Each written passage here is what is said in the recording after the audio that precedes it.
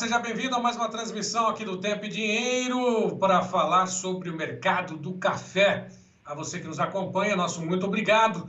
Lembrando mais uma vez que no último dia útil do mês de outubro, portanto, dia 31, nós tivemos uma estilingada no mercado, principalmente em Nova York, com alta de 820 pontos aproximadamente para o café por libra-peso, nos vencimentos aí mais próximos, principalmente de dezembro. Mas no dia seguinte, uma queda já de mais de 4% no mercado de Nova York. Aliás, vamos dar uma conferida como é que estão as negociações nesta véspera de feriado aqui no Brasil. Com café está aí, dezembro a 160,50. Ontem, último dia útil de outubro, fechou aos 167,30, né?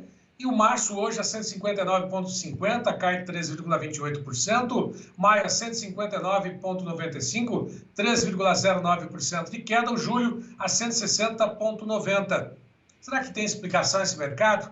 Será que são as condições do clima? Será que é o mercado que subiu e hoje realiza lucros para explicar essa queda? Tem explicação sobre esse assunto? Nós vamos até Santos, a cidade aqui no interior, no litoral de São Paulo, Santos, né, o principal porto, principal cidade de exportação, né, que tem aqui no país, aqui no estado de São Paulo, para conversar direto do escritório Carvalhais com o Eduardo Carvalhais, especialista, analista, corretor de mercado, que está conosco nesta tarde para poder falar um pouquinho sobre o mercado do café, a quem eu agradeço a participação. Carvalhais, muito obrigado por nos atender nessa tarde aqui, nesta quarta-feira.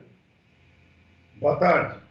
Estamos aqui numa véspera de feriado e assistindo esse sobe e desce de Nova York, que todo mundo quer uma explicação e que fica difícil de dar realmente, né? Ontem subiu forte, se procurava no mercado, todo mundo, qual era a razão para uma alta tão forte.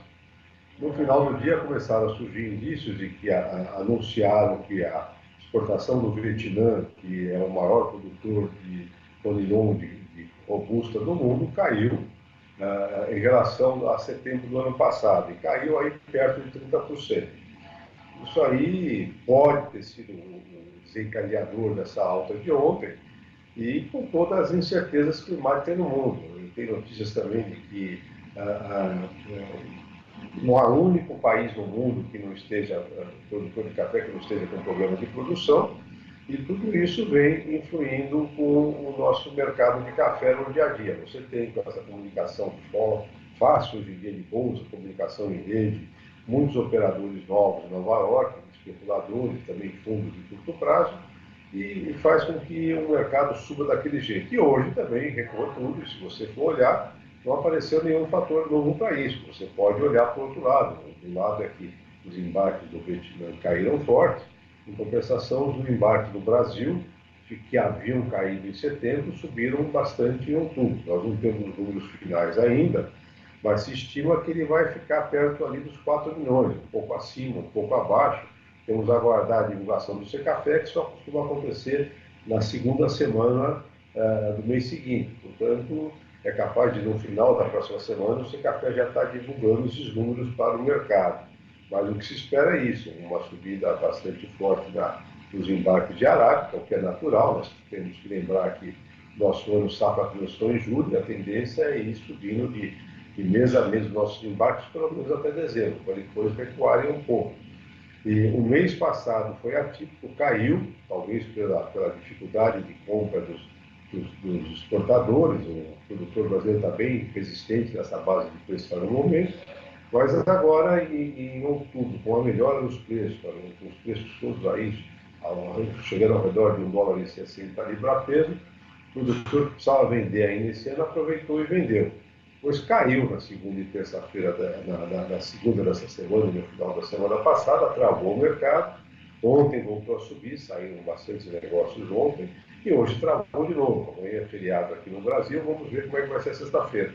Mas não tem uma lógica, os fundamentos continuam aqui, né? Problemas na produção do mundo todo, mas a safra brasileira foi colhida, há muita divergência sobre o tamanho dessa safra, mas os compradores apostam que ela ficou em torno de 60 milhões de sacas, de repente um pouco acima, né? E na parte da produção eles acham que ela ficou abaixo. Em todo caso, foi uma safra melhor que a do ano passado, E agora o mercado aposta, não tem outra palavra para falar, que a safra do ano que vem ainda vai ser maior do que essa. Tudo muito irregular, com El Niño, chove num lugar, não chove no outro. E a grande ameaça para esse ano, em termos da safra 2024 brasileira, mais do que as chuvas que estão ocorrendo de um jeito ou de outro, elas vêm caindo irregularmente, mas vão caindo, a previsão de chuva para as próximas 2 semanas.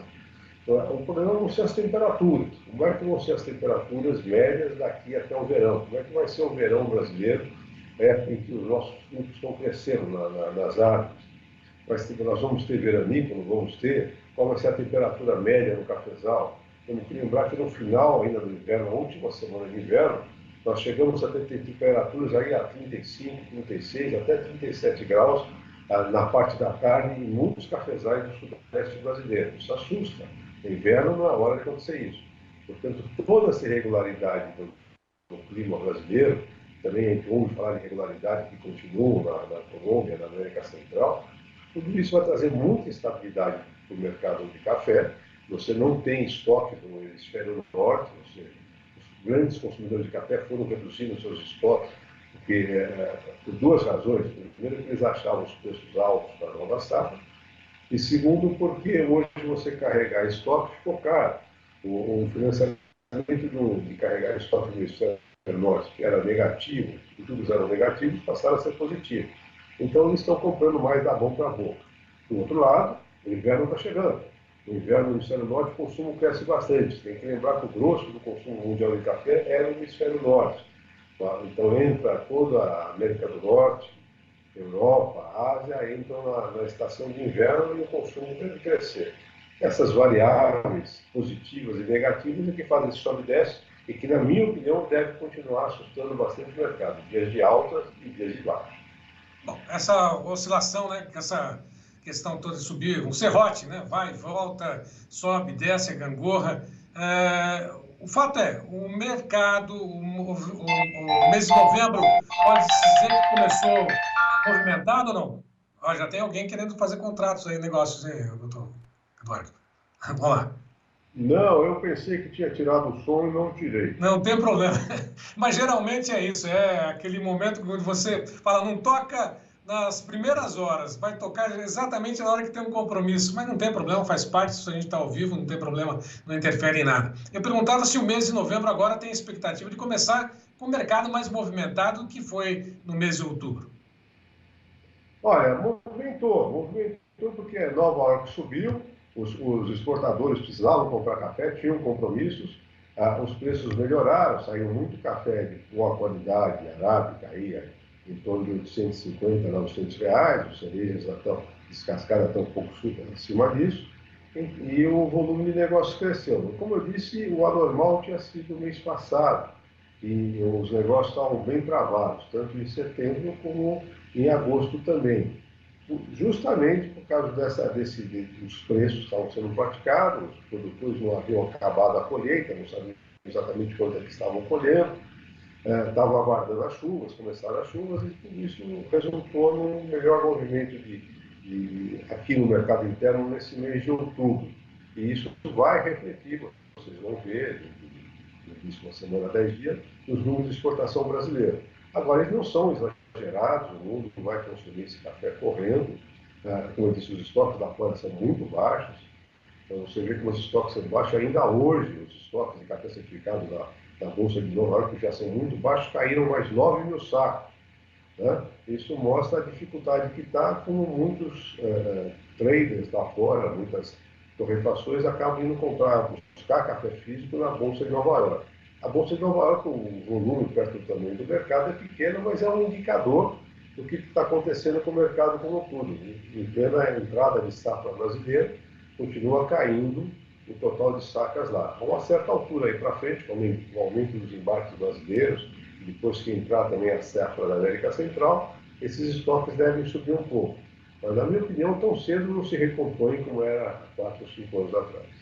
Tá certo. Para poder finalizar, aquela pergunta, né? Há um equilíbrio hoje entre oferta e demanda? Qual que está sendo mais demandado, por dizer assim, o café, o arábica, o conilon? Qual que está tendo a maior procura nesse momento no mercado? Ou há um equilíbrio, como sempre, doutor Carvalhais? Os dois estão sendo muito procurados, o arábica para exportação, e você tem que lembrar que com a pandemia e com a subida forte do preço do arábica nos últimos anos, os torradores brasileiros, as grandes torrefações, começaram a aumentar nos seus blends do café tradicional, aquele café de supermercado, a porcentagem de conilon robusta. E deu certo, o nosso consumidor aceitou, o consumo não cresceu, a qualidade do nosso conilon, nós temos que lembrar que cresceu muito nesse início de século XXI, o investimento nos cafeicultores da melhoria de qualidade é grande, as agências de incentivo, como o Incafé, dando instruções de como melhorar esse café, resultaram num bom resultado. Resultaram em cafés muito melhores do que eram há 20 anos atrás, 30 anos atrás. Então, há uma demanda muito forte por conilon também no nosso mercado interno. Nós aumentamos as exportações nesse início de ano safra, o conilon também lá para fora, que com a queda da produção no Vietnã e na Indonésia, havia muita procura, subiu o preço do conilon, e eles começaram a comprar mais no Brasil, que no ano passado estava mais caro do que lá fora, por causa da pressão compradora do consumo interno brasileiro. Nós não podemos esquecer nunca que o consumo interno brasileiro é o segundo maior do mundo e que o maior cliente do café brasileiro é o Brasil. O segundo é os Estados Unidos, mas quem mais compra café brasileiro, o maior produtor do mundo, somos nós mesmos, somos o segundo maior consumidor. Então, isso também é uma coisa que reforça muito a força da produção brasileira de café. O nosso maior cliente somos nós mesmos. Tá certo. Eduardo Carvalhais, muito obrigado pela participação. Bom feriado. Até uma próxima e dispõe aqui do Tempo e Dinheiro. Mais uma vez, obrigado. Boa tarde, bom feriado para vocês também. Muito obrigado, até mais. Bom, e a todos que estiveram conosco, nosso muito obrigado.